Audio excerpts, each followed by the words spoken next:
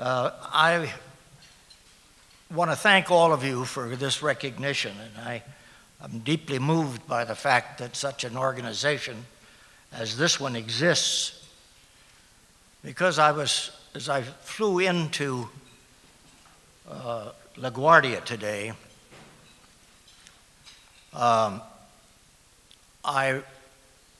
reminisced about one of the earlier visits I had to New York City. It was after I'd completed some very, very rigorous training down in Washington under some British officers who had been sent over to help General Donovan train what was to be called the Jedburgh Organization. The Jedburghs was a team of a British or an American officer, plus an officer of the country that we're going to go into, mostly French, and then a radio operator who could be either a Frenchman, an Englishman, or an American. In my case, I had a French officer and an American radio operator.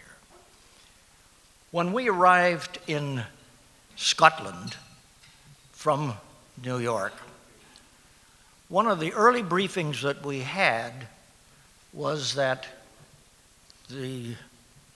Hitler had recently announced that those Allied members would be executed as spies whether they were in uniform or not.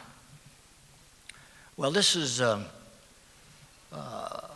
unusual attitude to take, but I must say, as I contemplated jumping into France, I was worried about the enemy.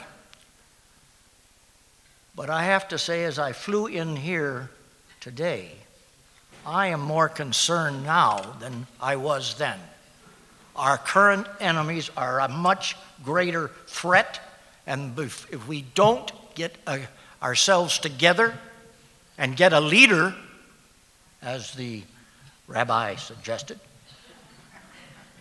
I think we are in far worse trouble than we were from the Japanese as well as the Germans.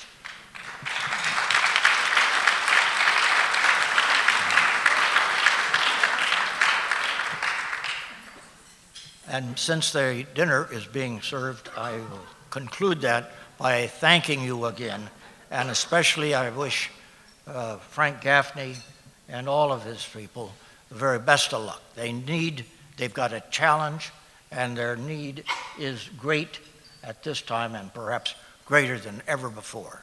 Thank you very much.